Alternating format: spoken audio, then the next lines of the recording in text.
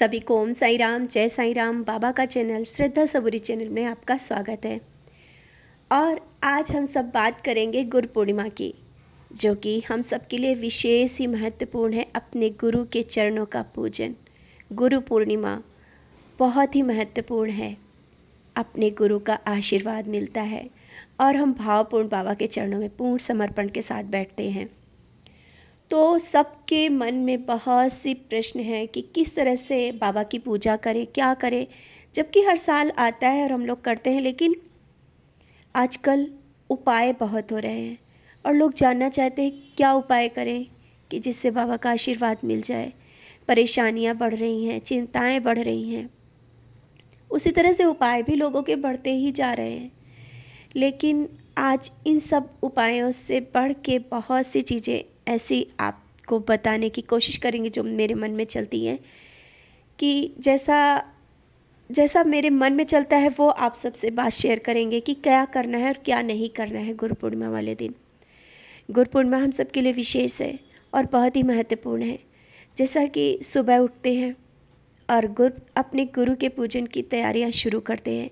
रोज़ ही हम लोग अपने बाबा की पूजा करते हैं, लेकिन गुरु पूर्णिमा विशेष है।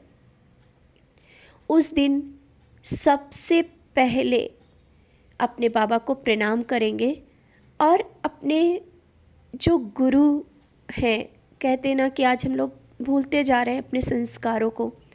घर में जो अपने बड़े हैं उनको भी बहुत ज़रूरी होता है उसी तरह से प्रणाम करना। तो गुरु पूर्णिमा बहुत कुछ सिखाती है। हमारे साईं ने बहुत कुछ दिया है, बहुत कुछ सिखाया है सच्चरित के माध्यम से, और भी बहुत सी चीज़ें हैं। तो उस दिन की शुरुआत करते हैं आज इस वीडियो में। जैसा कि बाबा को हम लोग मानते हैं ना, तो इस वीडियो में हम बाबा की मानते हुए हम लोग करेंगे। सबसे पहले जिस तरह से हम लोग पूजा पाठ करते हैं वैसे ही पूजा करेंगे। अपने बाबा की पूजा करेंगे, प्रणाम करेंगे और बाबा का अभिषेक करेंगे, स्नान करवाएंगे, बाबा को वस्त्र पहनाएंगे, बाबा को भोग लगाएंगे और बाबा का दिया जलाएंगे। एक अखंड दिया, विश्वास का दिया बाबा के चरणों में जला के रखेंगे। धूप, नैवेद्य, जो भी आपके घर में भोग है वो लगाएं और एक कलश भी हो सके तो स्थापित करें, नहीं तो जैसा जो आपके मन में भाव है, भाव के साथ बाबा की पूजा करें। अगर मंदिर पास जा रहे हैं तो पास में कोई मंदिर जा रहे हैं तो ज़रूर जाएं, नहीं तो अपने घर में ही शिरडी समझे और घर को ही मंदिर बनाएं। घर के मंदिर बनाने के लिए अपने मन को शांत रखें, परिवार के वातावरण को भी शांत रखें। आपका शिरडी आपके घर में ही होगा। आजकल हम लोग बहुत भटक रहे हैं, मंदिर मंदिर भागते हैं, फिर भी मन को शांति नहीं मिलती है। उस भीड़ में भी मन को शांति नहीं मिलती है। जहाँ भी जाते हैं भीड़ बहुत मिलती है, लेकिन मन शांत नहीं होता है। तो आप कहीं भी एकांत बैठ जाएं, अपने मन को शांत करें और अपने भगवान, अपने इष्ट, अपने साईं को याद करें। आप देखोगे आपको शिरडी की अनुभूति महसूस होगी। अपने शिरडी के एहसास को महसूस करें, नाम स्मरण करें और सप्ताह पारायण करना चाहते हो सप्ताह पारायण करें। लेकिन हमेशा याद रखें कि हम लोगों को उस दिन सच्चरित का पारायण जरूर करना होगा। सच्चरित का भले ही आप एक चैप्टर पढ़ें, लेकिन सच्चरित पढ़ें, क्योंकि बाबा के चरित्र को पढ़ना बहुत ही ज़रूरी है। पढ़ते हैं लेकिन उसमें कुछ बहुत चीज़ें हैं, उनका अनुसरण करना भी ज़रूरी है। बाबा ने हमेशा सादा जीवन बताया है, दूसरों के लिए सेवा भाव, और हर एक के लिए बाबा कुछ ना कुछ करते ही थे। गरीबों की सेवा करते हैं। आज बाबा के नाम पे बहुत बड़े बड़े सेवाएं चल रही हैं, लोग कर रहे हैं। लेकिन जब हम लोग घर में पूजा करते हैं तो मन के भाव होते हैं कि क्या करें, किस तरह से लोगों की सेवा करें। आप परेशान ना हो, कहीं भी आपको मंदिर के बाहर या चलते फिरते कोई भी आपको अगर कोई एक भी व्यक्ति दिख जाता है तो उसकी सेवा करें। आप भाव से करेंगे, अपने हाथों से करेंगे, आपको बहुत संतोष मिलेगा।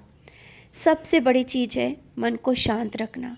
इस दिन अपने मन को शांत रखें, क्योंकि आजकल हम लोग एक दूसरे को नीचा गिराना, किसी की खुशी में खुश ना होना, वो आगे बढ़ रहा है उसको पीछे करे, इसके चक्कर में बहुत कुछ खोते जा रहे हैं। बाबा की पूजा सुबह शाम कर रहे हैं, लेकिन मन बेचैन रहता है क्योंकि दूसरे कर रहे होते हैं, उस कारण अपना मन बेचैन होता है। समाज में देखते हैं, भीड़ में जाते हैं और मंदिर में दर्शन करते हैं, लेकिन मन शांत नहीं रहता है। तो इस गुरु पूर्णिमा में अपने घर को ही शिरडी बनाने की कोशिश ज़रूर करें। एक बार मन शांत रखें, भाव के साथ बाबा के चरणों में बैठें, एक दिया लगाएं, दिया नहीं तो 2 अगरबत्ती लगा के ही बैठ जाएं। प्रसाद नहीं है, थोड़ा सा शक्कर ही रख के बैठ जाएं। भाव होने चाहिए, भाव से अपने बाबा का नाम स्मरण करें। सच्चाई के साथ बाबा के चरणों में बैठना है। बस बाबा से यही कहना है कि आने वाला जो साल है बाबा आपके चरणों में समर्पित है, और हमसे कोई भी ऐसी गलतियां ना हो, ना ही कभी मेरे मन में कोई भाव आए जिससे आपके बताए हुए रास्ते से कभी हम हटें। क्योंकि समाज है, दुनिया है, आगे बढ़ने की होड़ में बहुत कुछ खो रहा है। कभी बाबा ऐसे रास्ते पे ना जाए। अगर हम लोग ये जो गुरु पूर्णिमा आई है ना, बाबा के चरणों में इन बातों को समर्पित कर लेंगे, शायद आप लोग समझ रहे होंगे क्या हम कहना चाहते हैं। चमत्कार देखना चाहते हैं, सच की राह पर चलें, दूसरों की मदद करें, मन के भाव सच्चे रखें। कोई आगे बढ़ रहा है, हाथ पकड़ के बढ़ा दे, पीछे ना खींचे। झूठ से दूरी रखें, सच्चाई के साथ आगे बढ़ें। कोई एक बार पीछे करेगा, 2 बार पीछे करेगा, लेकिन सच्चाई हमेशा जीतेगी, याद रखना।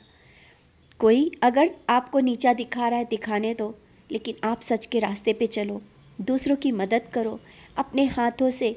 अगर पैसा नहीं है तो बस अपने हाथों से उसकी मदद करो। ज़रूरी नहीं होता है कि पैसे से मदद हो। बाबा के रास्ते पर आप एक बार ये मन के भाव लेकर के आओगे ना, देख लेना चमत्कार होना शुरू होंगे। चमत्कार होते हैं, विश्वास के साथ बाबा से जुड़े हैं, सच्चाई के साथ जुड़े हैं, बाबा चमत्कार करते हैं। जहाँ पर आपका विश्वास डगमगाता है, आप डगमगा जाते हो बाबा के रास्ते पे चलने से। बाबा की तो मानते रहते हो, लेकिन बाबा के रास्ते बहुत कठिन है। अगर चलने में ज़रा सा डगमगाए तो विश्वास टूटेगा, और तो आप जो मांग रहे होगे ना, उसे शायद समय लग जाएगा। बाबा को पाना है, बाबा के रास्ते पे चलना है, सब कुछ आपके करीब होगा।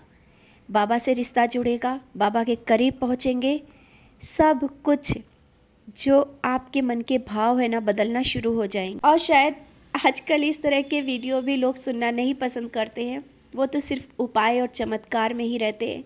लेकिन सबसे बड़ा उपाय और चमत्कार है पूर्ण समर्पण। मन के भाव और बाबा से पूर्ण समर्पण के साथ, सच्चाई के साथ जुड़ो, देखो बाबा का आशीर्वाद मिलेगा या नहीं। आज अपने भाव और अपने शब्द आपके साथ रखें। इसी के साथ ओम साई राम, जय साई राम।